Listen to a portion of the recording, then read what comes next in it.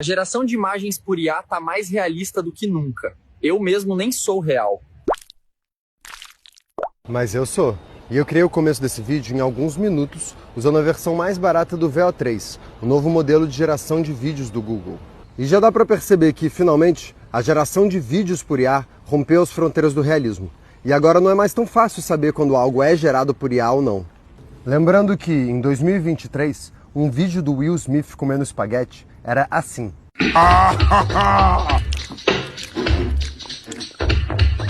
E agora, ele tá desse jeito.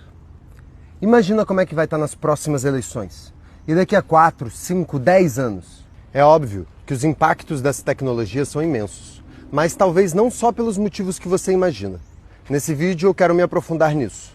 A primeira questão que vem à mente de muitas pessoas é que agora vai se tornar muito mais fácil produzir e compartilhar fake news em escala industrial.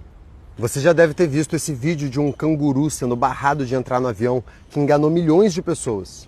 Mas talvez não saiba que, no Seminário Nacional de Comunicação do PL, realizado em 30 de maio em Fortaleza, executivos das próprias Big Techs, Meta e Google, vieram dar uma oficina de como utilizar ferramentas de IA para políticos e influenciadores de extrema-direita. Então não só essas ferramentas já facilitam a criação de fake news, mas também as empresas que desenvolvem elas estão escolhendo um lado político para ajudar.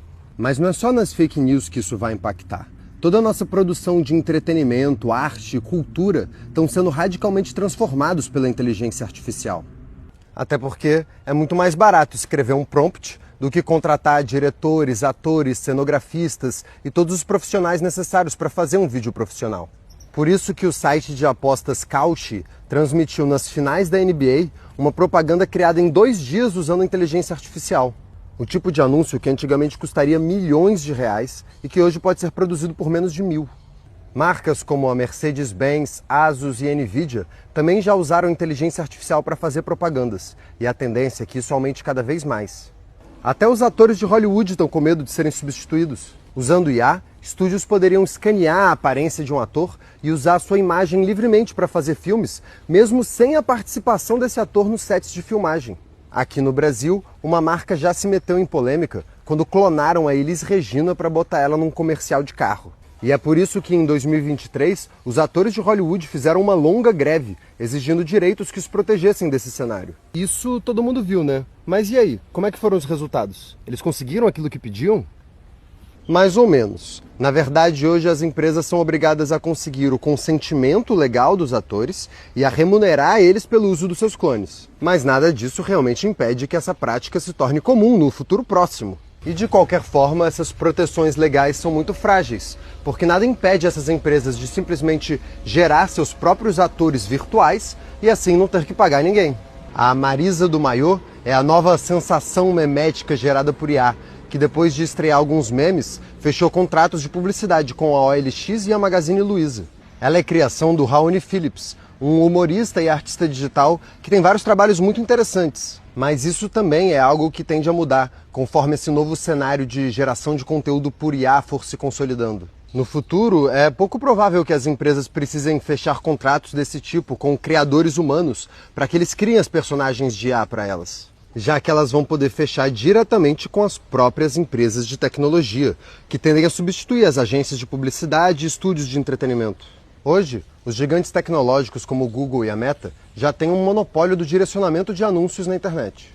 E como eles também são os proprietários das ferramentas de inteligência artificial, é provável que empresas menores possam contratar eles não só para direcionar as suas peças publicitárias, como elas já fazem, mas também para produzir elas. As Big Techs, inclusive, vão poder unir a produção por IA e o direcionamento algorítmico para criar propagandas customizadas para cada usuário.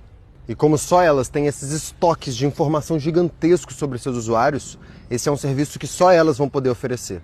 Então o perigo não é só que os grandes estúdios e agências de publicidade vão substituir os atores por clones virtuais. Os próprios estúdios e agências podem ser substituídos pelas Big Techs, que vão conseguir um monopólio sobre todas as etapas de criação da indústria cultural, controlando não só os algoritmos de distribuição, que decide qual conteúdo chega até a gente, mas também os algoritmos da própria criação de conteúdo. Não é exagero dizer que isso seria o fim da arte e da própria cultura humana, suplantada pela cultura algorítmica das Big Techs. As redes iam ser cada vez menos sociais. Para que assistir vídeos ou filmes criados por outros humanos que podem pensar diferente de você, quando você tem acesso a um conteúdo algoritmicamente criado exatamente para aumentar o seu tempo de retenção na tela? Criado por um algoritmo que te conhece melhor que ninguém. E aí também a discussão sobre fake news também ganhou uma nova profundidade. Em um vídeo recente, Mark Zuckerberg falou sobre a epidemia de solidão moderna e apresentou qual é a solução que a Meta quer oferecer para esse problema. A criação de amigos artificiais, bots de IA criados pela própria Meta para fazer companhia para a gente.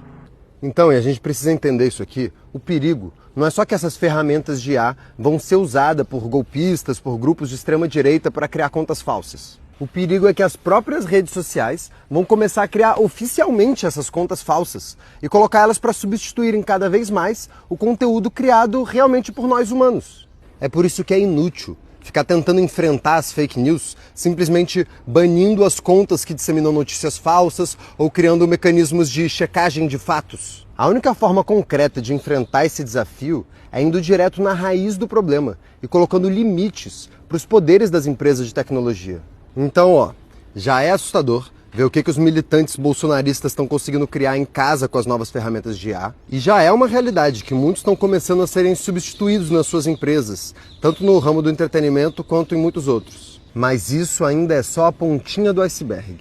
O verdadeiro perigo hoje vem das empresas de tecnologia e comunicação que estão conseguindo acumular uma concentração de poder tão radical que a gente nunca viu algo assim na história da humanidade.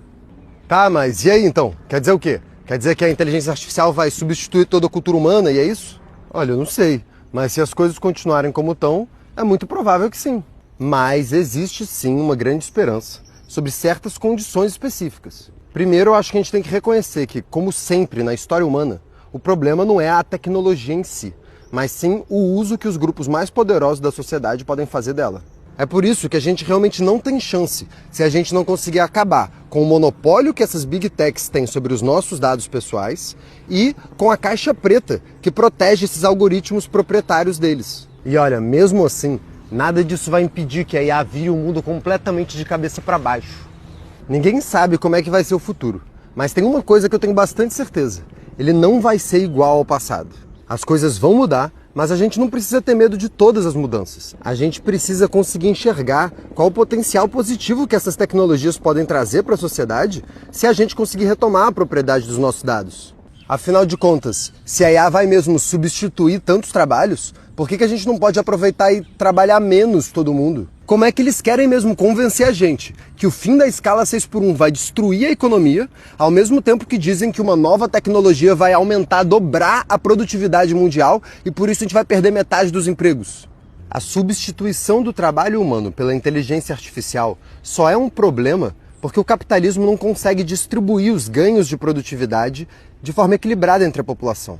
Porque olha, a gente não precisa fazer manobras econômicas para entender que se uma nova tecnologia aumenta a produtividade, isso era para melhorar a nossa qualidade de vida. Não tem por que pensar que não é possível ter um mundo onde a inteligência artificial vai deixar a nossa vida melhor do que ela é hoje.